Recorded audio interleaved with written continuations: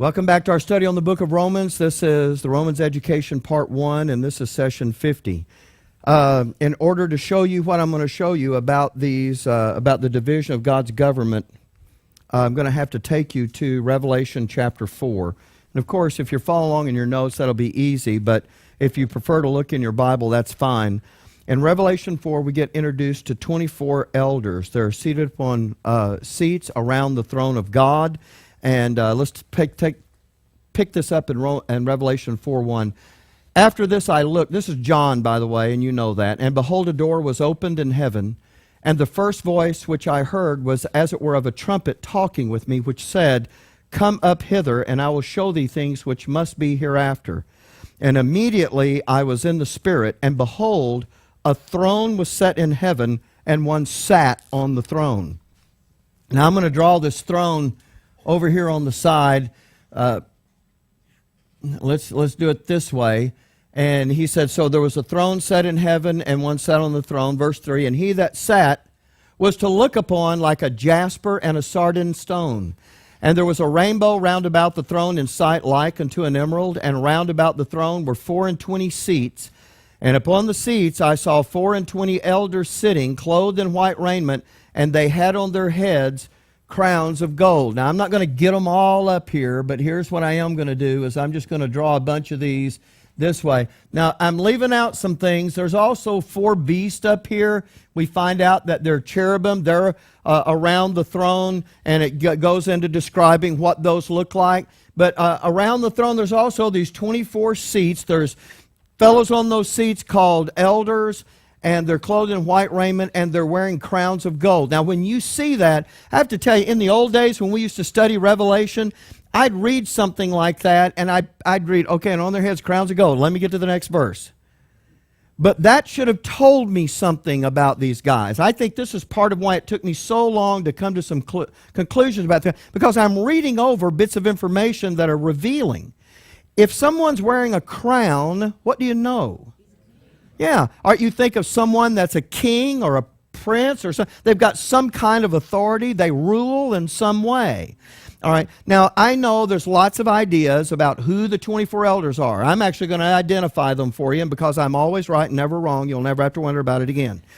But I'm being facetious. Someone will live a DVD, and all right. But if I'm right about this, and of course I think I am, but we're going to identify who they are. That is what's going to give us the key about the divisions of God's government. Now, let's go on and take a look at what these 24 elders are doing here in Revelation 4, verse 9. And when those beasts give glory and honor and thanks to him that sat on the throne, who liveth forever and ever, the 24 elders fall down before him that sat on the throne, and worship him that liveth forever and ever, and cast their crowns before the throne, saying, Thou art worthy, O Lord, to receive glory and honor and power, for thou hast created all things, and for thy pleasure they are and were created. See, I knew taking the break right where we took it was going to be bad business, because I should have seen the light come on in your eyes when we read the last part of that right there. Let me read it to you again. Thou art worthy, O Lord, to receive glory and honor and power, for thou hast created all things, and for thy pleasure they are and were created. Do you remember that? Whether they be things in heaven or whether they be things in earth, visible and invisible. What do you say? Thrones, mights, powers, principalities. All things were created by him and for him. Do you see this all things showing up again? And so you know what you've got now? You've got a reference that ought to kind of be in your head, that by the time you get over to Revelation and you're seeing guys with crowns on their head, gold, by the way, and when you see crowns of gold on their heads, and you see that phrase, all things created, by you and for your pleasure and all that, that should ring a note of remembrance, shouldn't it? And once again, you're talking about governmental authority. And because this isn't sitting on the earth, this is talking about governmental authority in God's government. That's going to be, and that's a revealing thing. And so they do this thing here. They cast their crowns. They fall down before him on the throne, worship him that liveth forever and ever, and cast their crowns before the throne, saying, Thou art worthy, O Lord. And that's where the idea comes from, that when we get to heaven, we're all going to cast our crowns at Jesus' feet. And this is what's going on. And I'm going to tell you, you're not one of the 24 elders. You're not going to do that. And when you ask people, what are we going to do in eternity, that's what they say. Well, we're going to cast our crowns at Jesus' feet. For how long?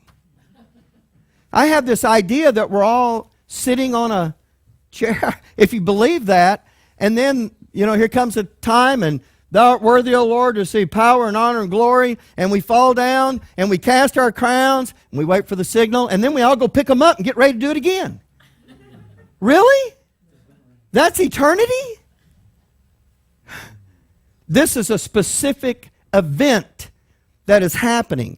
And just like I'm asking you before to pay attention to that phrase, all things, and the context and the words that are being used, pay attention to the context and the words that we've read here and we're about to read, because there is a specific event that's going to go on that's going to actually precede some things that's going to happen not only up there, but it's going to have their final effect down on the earth.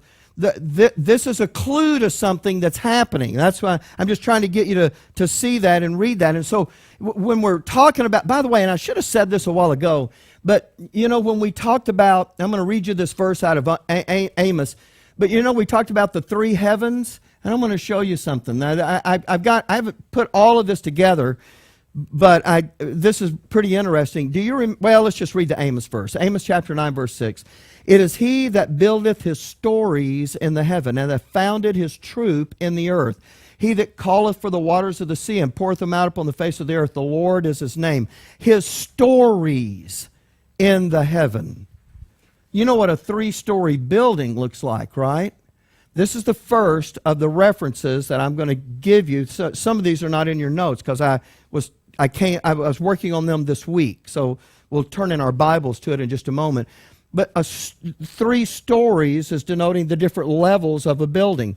The heavens are built a similar way. And if you think about that, here is the first heaven, and here's the second heaven, and here's the third heaven. When he says, he buildeth his stories in the heaven.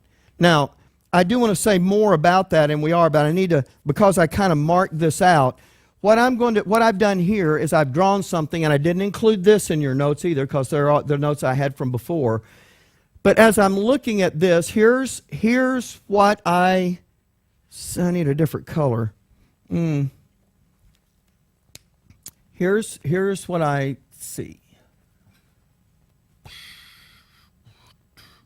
3.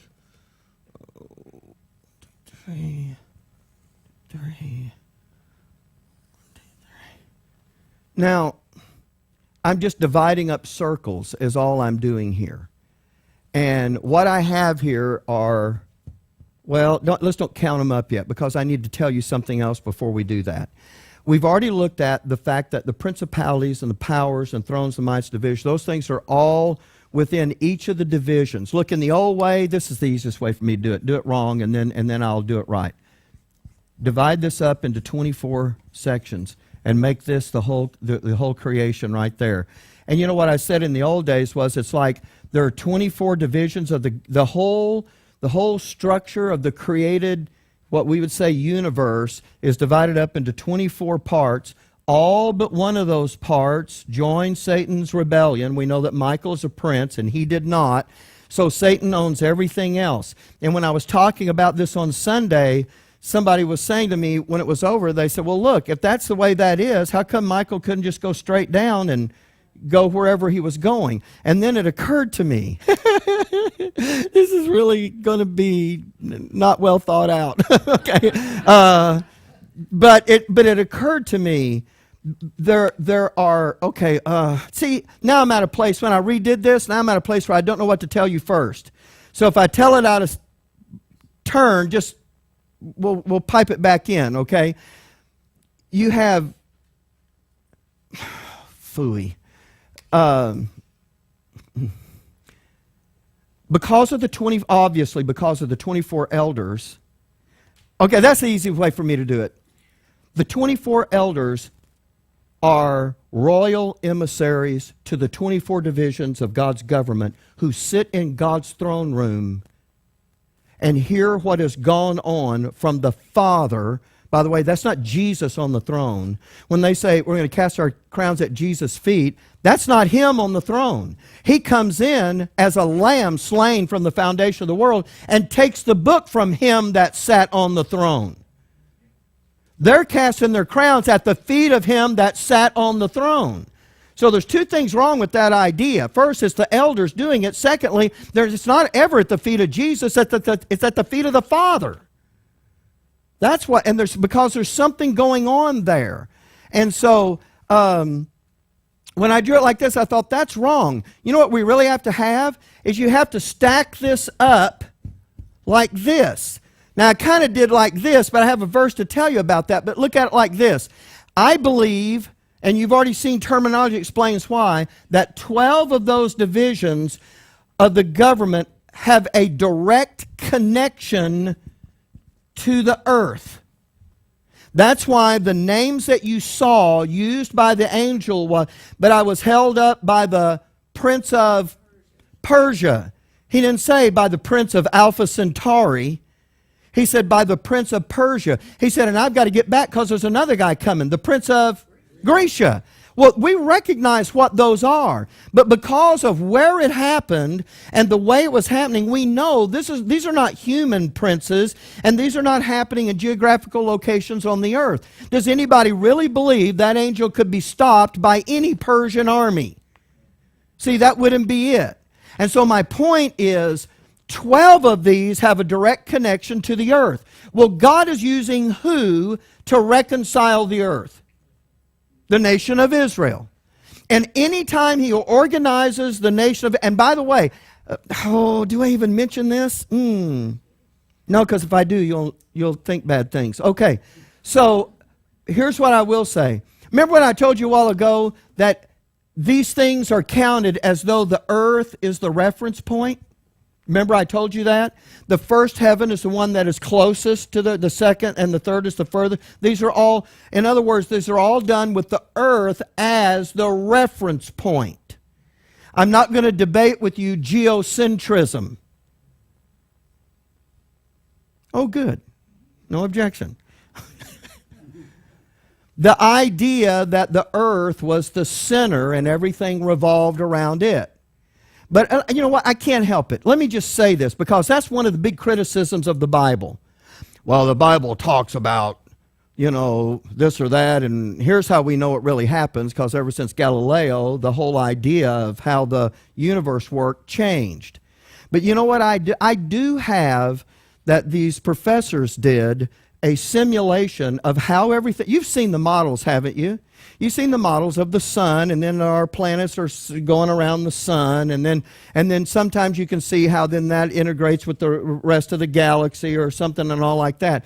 But you know what these guys did? They put together a model based on geocentrism, and they took the Bible literally as though this was the point of reference and everything else moved. And you can actually see the animation with the earth sitting at the middle. And you say, well, how would that work? Because you have the other planets, some this way, some that way. You have the sun. But when you look at the animation and see, maybe can we play that here? Is there a way to play that? It's on a disc. We could play it up here. I'll bring that next time. And I'll show you this animation, because you know what's really remarkable? That if you want to go from here to Mars or from here to the moon, it doesn't, you know what? For either one of those models, the math is the same. Bob? You need to see Dr. David Otway Ray's mathematics. You won't understand it because there's only 10 mathematicians in the world that understand that form of math. But he set out to prove the Bible was a lie, and he got into this like an 8-page, and it's quantum algebra. Oh, yeah, I got that. It's quantum, not quantum physics, quantum algebra. And I saw it. I didn't understand it, but he was going through it and explaining it all, and he became a believer because the math. He said the math don't lie. Right.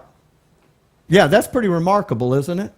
And he was astounded, and so was the other 8 that understood that math. Said, "This can't be right." He said, "Are you saying my math's wrong?" He said, "No, it's right, but the assumption can't be right." Right. Well, you know what? Now all those that used to be his colleagues will now blackball him based on no evidence. Too late. Because that's good. A child of God. That's good, because if he did care, that'd be bad. Yeah. But anyway, I just mentioned the geocentric. I hesitate to say anything about that. By the way, I'm not taking a position on that, and I'll tell you why. Because I haven't done enough work on that to take an intelligent position. So I realize, I'm lacking there. So but I'm just saying that when I believe 12 of these do have to do with the earth, and that has to do with the nation, that's going to be repossessed by the nation of Israel. And does anybody remember how Israel lined up? How did when the 12 tribes camped, how did they line up? 12, They lined up with the tabernacle in the middle, right? And they lined up with tribes on every side, 3 deep. And if you do it this way, I don't know where. I don't even pretend to know where Israel is, because this is not the tribes. But I'm saying, if you're talking about the nations, by the way, you're saying, well, you're just inventing it now, because now you're using the tribes to talk about. I'll show you the verse in just a moment. I told you my order in this wasn't right. But let's suppose that Michael is over here because his area of the government, that he has one of those sections that has to do with the earth. Then here he is here. He has to travel through at least 2 to get to the earth. Well, it just so happens the number that get mentioned that he has to contend with is the Prince of Persia and the Prince of Grecia. It's 2. But now I know that looks like I'm just putting it together, but let me show you some verses. Turn to Psalm 19 in your Bible, and let me lay this out for you, because I thought this was very interesting. Psalm 19, and I'm sorry I didn't import it into the PowerPoint or in your notes, but you can make a note there. You've got your notes. Psalm 19, look with me in verse 1. The heavens declare the glory of God, and the firmament showeth his handiwork. Day unto day uttereth speech, night unto night showeth knowledge. And he's talking about in the day, he's talking about the things that you can see up there in the heavens, the sun and the moon. Those things utter speech. Those stars at night utter knowledge. And it says, verse 3, there is no speech or language where their voice is not heard. Their line has gone out through all the earth, and their words to the end of the world. In them hath he set a tabernacle for the sun. Whoa, wait a minute. Now, if the heavens are laid out like a tabernacle, then you have the outer court, the holy place, and the Holy of Holies. And now think about them in conjunction with how they are in the heavens.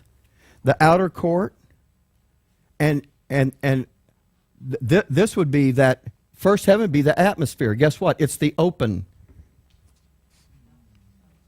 Then you have the second heaven, which he considers, if you're talking about a tabernacle, that next, remember how we got that, Amos 9:6. He built his stories in the heavens. When you're talking about these stories, and then you come over here and you see this in the Psalm that the heavens are laid out like a tabernacle. Well, then you understand, then here's what you have. In the second heaven, there's holy. And then where God is, at that throne room that we saw up there, that would be likened to the Holy of Holies. I mean, you can kind of see a comparison to that, can you not? And so when I was thinking about that, I thought, all right, so here's those 12, and I don't care. This may not even be right, but let's just say this is Persia, and this is Grecia, and you can fill in the others however you want. But By the way, there's something else to that. I've got another verse to that. We're not through with this, but here's what I believe about the other 12. The other 12 have to do with positions in the heavens themselves. And I think they may, I don't know this for sure, I'm not being dogmatic about it, but what if those are laid out like this? Why? Because the heavens are divided into 12 units. Ask any astronomer, not astrologer, who's trying to write your fortune, astronomer. Remember when I taught that course on biblical astronomy? And there was another preacher in town that said, oh, no, that guy's no good. He's teaching people occult stuff. Please. The word, I have to chuckle. What do we call that? The Bible calls it Mazzaroth, but we use a different word. We don't call it Mazzaroth. Yeah, you're talking about the zodiac. How many signs are in that zodiac? 12 major signs in the ecliptic around the earth, and I know I didn't draw it that way, but you've got them all. And here's what you have. You have Virgo, who is the virgin. Now, we've talked about this at Glen River Chapel. Not everybody in here was able to see that. But all of those signs that are up there in the heavens, every one of them are telling part of the story of the Messiah from the beginning to the end. And that thing starts with Virgo, who is the virgin, and it starts with the virgin birth of our Savior.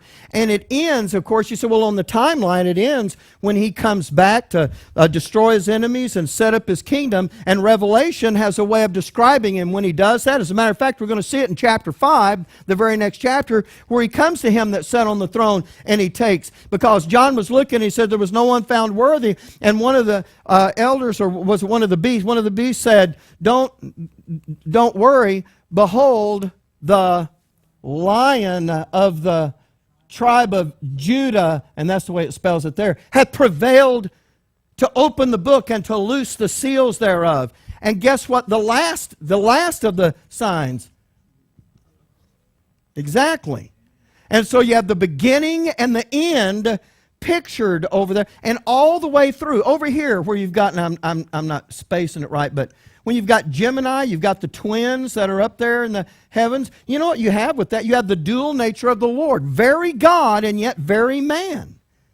All of those things are spelled out up there. That's why it says, night unto night showeth knowledge. If you understood that God, and by the way, you do understand that those can only be viewed the way we can connect the dots from here. If you're somewhere else in the universe, they don't make up those pictures at all. It's all with this in reference. And since this is the place the Father is going to set up his residence, doesn't it make sense that this is the place? So when you've got all of that working, so I'm looking at that, and then I come on this other thing, and that is in Deuteronomy. Now remember, it was like God originally wanted to do it this way, and then when you get over into the kingdom on this earth, you know what God's going to do? He is going to divide up the nations of the earth into geographical locations. Does anybody want to take a wild guess on how many he's going to divide it into? 12. Does anybody know why 12?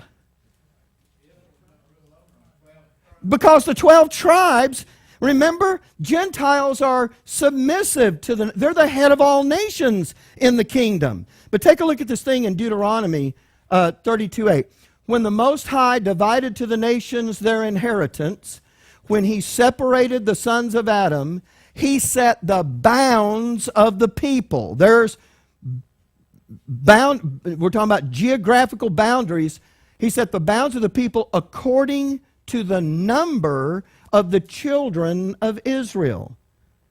So you're going to have 12, this whole earth is going to be divided into 12 geographical divisions, because the 12 tribes are going to, each of those 12 tribes is going to be over each one of those. That's why I'm saying I'm not really trying to put it together when I say this is the way the tribes were laid out. That is the way the tribes were laid out. And if he's going to separate the bounds of the people according to the tribes, well, then at least the number is right. And because of the terminology of Persia and Grecia, I automatically think that maybe that there is a representation in the heavens. By the way, if you're going to, what we're going to do in the dispensation of the fullness of times is bring all things in heaven and all things in earth together into one under Jesus Christ. There has to be a connection point with this somehow. Now, I don't claim to know all about it, but what I am saying is, because of those names, and because Michael has problems, and because there's 24 elders, and because 12 of these have to do with that, these 12 in the heavens, those things are laid out. Just go pick up any book on astronomy and you'll see them laid out. That you have a major constellation, and then you have 3 more constellations up there that are called deacons. They're not spelled like the Bible office, but they're D-A-C-A-N-S. And those all together, those 4, make up the major part of that singular area up in the heavens that tells that part of the story. And even though someone may come along and change that to, oh, that shouldn't be that anymore, it should be called the plowshare, and now they connect all the dots up differently. You know what they didn't change? The star names. And the star names still speak to the very issues that are being presented in each one of those constellations. Now, I'm not going to go back and redo all of that, but there's a lot of interesting things to see about that. And those of you that went through that study we did, you saw those star names. Let's see, it says, the heel of he who was wounded.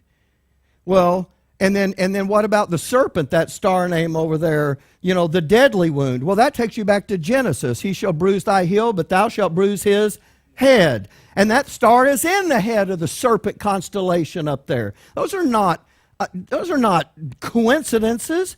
Those things are by design. And so my point being that God knows that in eternity, and by the way, before there was ever a nation of Israel, He determined that there would be a kingdom. Let me give you this thing in Matthew so you can see it. Then shall the king say unto them on his right hand, Come, you blessed of my Father, inherit the kingdom prepared for you from the foundation of the world. Well, Israel wasn't there at the foundation of the world. That didn't come along until after God had consigned the people of the world over to the adversary. But now we see that that kingdom was the plan all along to be able to do that. And there's a number associated with that kingdom. And God was always, and by the way, that was the thing we were looking at back there, is that back when He separated the sons of Adam, He had that number in mind. It's the same number as the number of the children of Israel, which is why Jacob has 12 sons, not 9 or 11 or 14. All of those things have purpose behind them. Well, I didn't get to do it Sunday, and I don't think I'm going to get to do it here either. But it was at this point right here, and this is not in your notes, that I wanted to take you real quickly through the book of Genesis, and I wanted to show you that the book is divided into 5 basic sections. There are 5 beginnings that take place in the book of Genesis. They're all in the first 12 chapters, by the way. And those all have to do with the establishment of a kingdom or a government. But we really don't have time to talk about that. So I guess what we will say is, it's what I get from all of this is that the 24 elders that are seated around that throne, they are God's emissaries. In a way, you could call them ambassadors to the 24 divisions of His government, and they wear those crowns of gold. And by the way, when they cast their crowns at the feet of Him that sitteth on the throne, what is that a gesture? What does that gesture imply? Thank you. Complete submission. You know what? The crown is the symbol of their authority. You know what they're really doing when they're cast that down there? This really belongs to you. We're under you. Submission is the perfect word for that.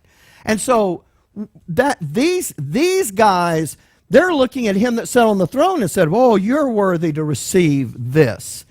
Now, I need to get us back over to Revelation 5, but before I do, let me take you to Colossians 1.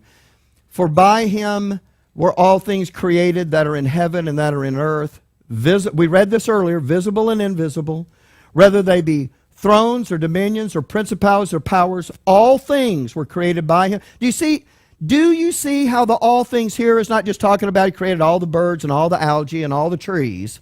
Because everything here is in the context of authority and government.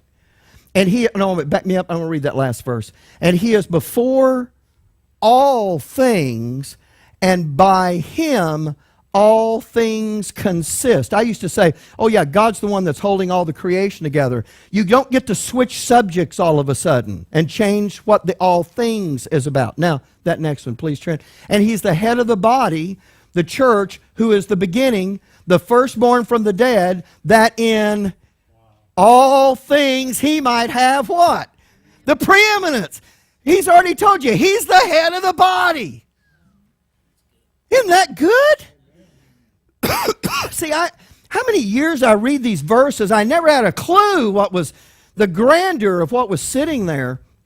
For it pleased the Father that in him should all fullness dwell, and having made peace through the blood of his cross, by him to reconcile all things unto himself. By him I say, whether they be things in earth or things in heaven. The whole government in the heaven and the earth, folks, is going to get reconciled to him. And you know how that thing in heaven is going to get reconciled to him? By you. Sons are going to take those positions of authority. How's he going to reconcile the things on the earth? He's going to give it to his nation, and they're going to do that. And look, that's the glory of this. God is not waving a magic wand to make it all turn out. This is the process that we're involved in right now that causes that to become the fact of what happens. I want to make that connection here, but we'll wait because again, I'm kind of running out of time. So we've got those all things that are there. By the way, when we leave this, we've talked about this before. We're going to get that glorified body because the sphere that we're going to operate on in this body won't be able to do that. And we've talked about that a number of times. But here's what will happen. Let's suppose the rapture were to happen right now. And we would be caught up to meet the Lord in the air. You'd get that glorified body immediately. You'd be changed in the twinkling of an eye. You'd be caught up to meet him. And then we'll go through that little thing called the judgment seat of Christ. And it's at the judgment seat of Christ that, you know, and there's several things that are going on there, but it's all for the saved. And then you're going to receive your position in the creature or in the heavenly places at the judgment seat of Christ. That's when all of that will be determined. And I believe through some other scriptures that we haven't really done a complete study on yet, that your glorified body will show exactly who you are in the body of Christ. By the brilliance and the color, by the glory of that body, it'll be just like wearing a uniform. They'll know people. They don't need to know who you are. They'll look at you and know what you are. And it won't. And you know, all I'm saying is, all of that is gonna happen when that happens. But well, gosh, I'm gonna get off on that. What I got left? No, stick to the program. Okay, Revelation 5. And I saw on the right hand of him that sat on the throne a book written within, and on the backside sealed with 7 seals. And I saw a strong angel proclaiming with a loud voice, who is worthy to open the book and to loose the seals thereof? And no man, now look at all the places it enumerates here, and no man in heaven nor in earth, neither under the earth, was able to open the book, neither to look thereon. And then John says, and I wept much, because no man was found worthy to open and read the book, neither to look thereon. Now, the question that I had to ask myself after years of reading over this is, why was that such a big deal to John? Why would he be openly weeping that no one was found worthy to open that book? And I couldn't figure out the answer to that until I got an idea of what was in that book. Look, if I came home from the store one day and Billy's sitting at the table with a box and she's crying, and I go, what's wrong? And she goes, I can't get this box open. My first question is, what's in it? That's so important. It's what's in this book. Now, there's more than this there, but I'm going to tell you what's in this in the few minutes we've got left. I got 6 pages of notes left, and I got to get through them. So let me just say it to you like this. The title deed to the earth is in that book, and unless you're worthy to open it and loose the seal. By the way, you know what loosing the seals is? It is the events that have to happen before the repossession of the earth can become a fact. It is. And so what's happening is he's worthy to take the book and then to loose the seals, because the guy that has that book is the guy that has the title deed to the earth. And that's why Satan is just the usurper. He's acting like he's the owner, the possessor, but he's not. The real possessor is going to come and take possession of it. And so let's give me this next one, Trent. Daniel chapter 7, verse 13 talks about this issue that we're in the middle of in Revelation 5. I saw in the night visions, and behold, one like the Son of Man came with the clouds of heaven, and came to the Ancient of Days, and they brought him near before him, and there was given him dominion and glory and a kingdom, that all people, nations, and languages should serve him. His dominion is an everlasting dominion which shall not pass away, and his kingdom that which shall not be destroyed. And the only part of that Daniel knows anything about is the earthly part, because the heavenly part is wrapped in a mystery and hid in God. No one else knew about it. But he can write about that part because he knows it. That's when Daniel wrote about that. We're actually seeing that now begin to be unveiled over in Revelation chapter 5. And I thought I had more to give you on that. Let's look at Revelation chapter 5 and verse 8. And when he had taken the book, the 4 beasts and the 24 elders fell down before the Lamb, having every one of them harps and golden vials full of odors, which are the prayers of the saints. And they sung a new song, saying, Thou art worthy to take the book and to open the seals thereof. For thou wast slain, and hast redeemed us to God by thy blood out of every kindred and tongue and people and nation, and hast made us unto our God kings and priests, and we shall reign on the earth. And when you look at that, if you read it sloppy the way I did for so many years, you know what really scares me is, even back then I was saying, don't be sloppy when you read this. And then what did I do? Well, I'm afraid I'm probably still doing it in a lot of ways. But look at this carefully, because someone would object to what I've said about the 24 elders. Because if you say, wait a minute. When he took the book, the 4 beasts, the 24 elders fell down before the Lamb, having golden harps and vials full of odors, which are the prayers of saints. And they sung a new song, saying, You've redeemed us to God out of every kindred, tongue, and people. And you've made us unto our God kings and priests, will reign on earth. Those aren't angelic representatives at all. Those are humans. But that's not what he said. You're talking like it's the 24 elders that sang a new song. It's not. I'm going to show it to you. Sang a new song. It's not the 24 elders. And it's not the beasts. It's the saints. Look, read it the way you would normally look at it. And he took the book, the 4 beasts. The 4 beasts are what? You already know. They're cherubim. The 4 beasts and the 24 elders fell down before the Lamb. That's what they did. But if you're going to make the elders redeemed, you've got to make the beast redeemed by his blood out of every kindred and people. Are you with me here? Were those beasts redeemed out of every people and kindred and tongue, and God's made them kings and priests, and those cherubim are going to reign on the earth? You know better. That's not it. And the 4 beasts and the 24 elders fell down before the Lamb, having every one of them harps and golden vials full of odors, which are the prayers of saints. Now, take that word and everything now makes sense. And that, by the way, I haven't shown, see, it's out of order. I haven't shown you the verse yet, but there's more up here than 24 elders and 4 beasts that are around the throne. There's also another group up there of redeemed saints sitting up there. And it says, and they sung a new song. The they being the saints sung a new. Now you say, I'm not on board yet. Just wait. And they sung a new song saying, thou art worthy to take the book and open the seals thereof, for thou wast slain, you have redeemed us. Does that work for the saints?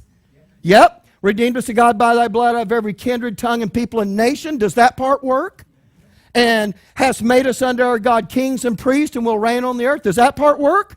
Yes, it does. Because these particular saints are a particular group of saints that are up there.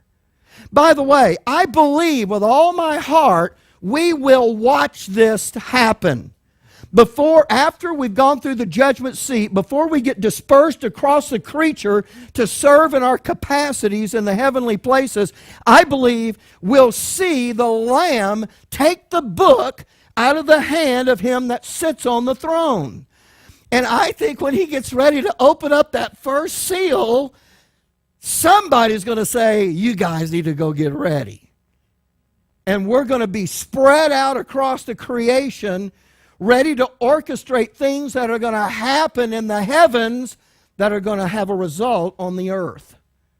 Where do you think those storehouses of hailstones, who's going to run that? Listen, some things are about to happen here.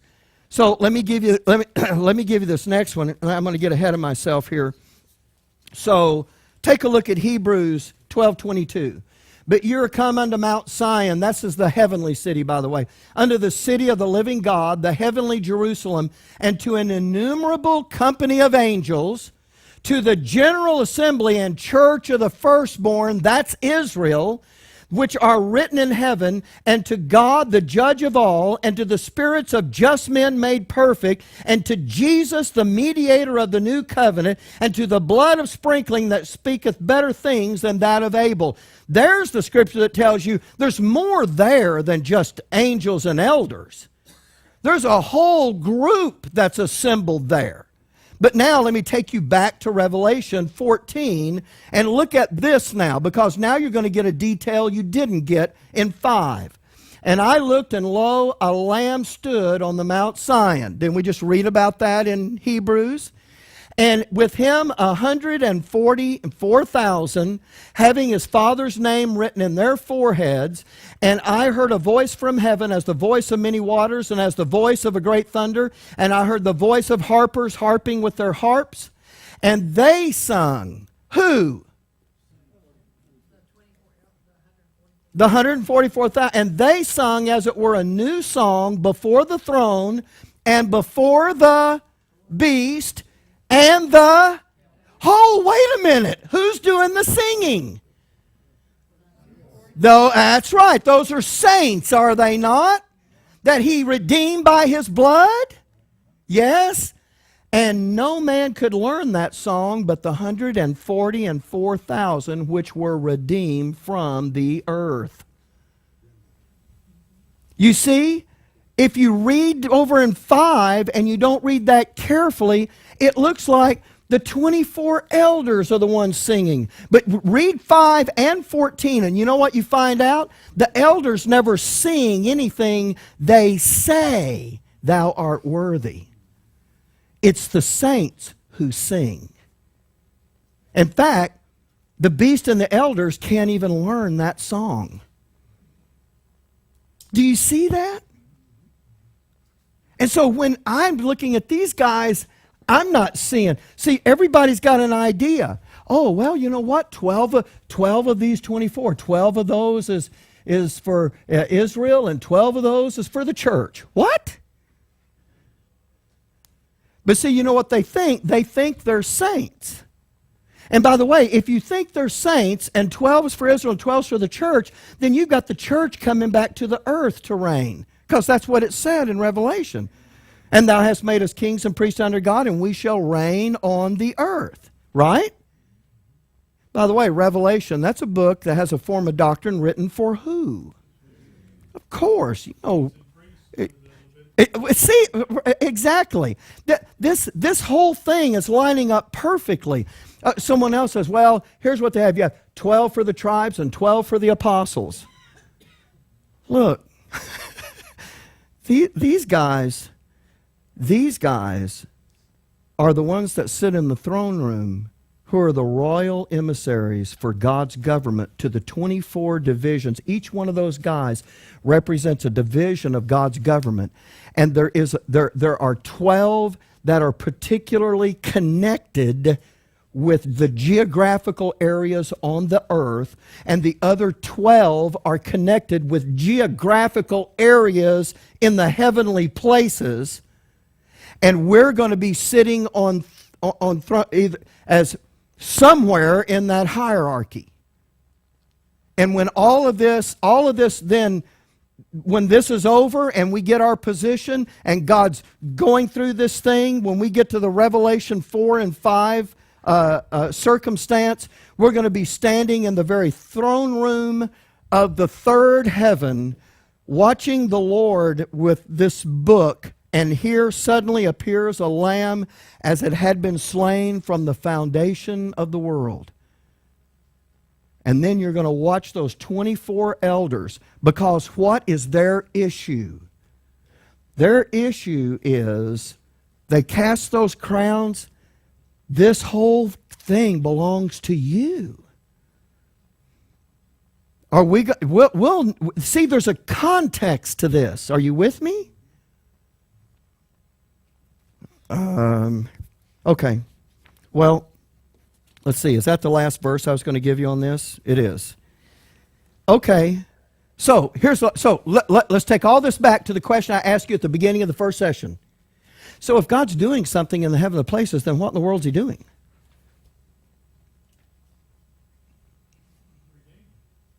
I mean, He's doing something today up there in that realm that is unseen to us. Absolutely. Look, we have a lot to talk about when we come back next time about that. Because now what I need you to do is take last week when I talked about God's cause, and now take this week about where this whole thing is heading and what He has done, what He's going to do. And then next week, you know what we find out?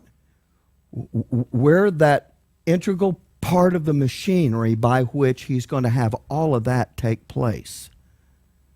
And that's not just to wow us and go, wow, that's just glorious. It is that. But every circumstance of our life demands that we have that in our mind, because there is some effect, some impact that we're able to make in an unseen realm that may seem insignificant to us, but when it's done properly, God is showing forth His manifold wisdom in doing it this way. I would have never dreamed this up. I would have never said, let's put it in their hands, me being one of the there. I would have never done that. I would have said, look, I got all the power, I'm wiping you guys out. That's what I would have done. But God says, I have wisdom behind this. Oh boy, we're connected to this. Okay, well, thank you. Let's have word prayer and we'll be done.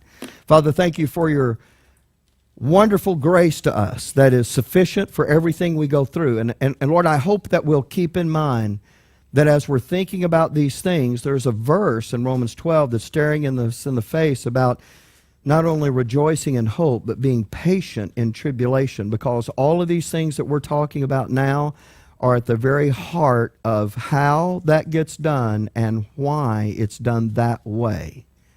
And I pray, Lord, that we would understand this form of doctrine, and it would do its effectual work in us. In Jesus' name, amen. Okay.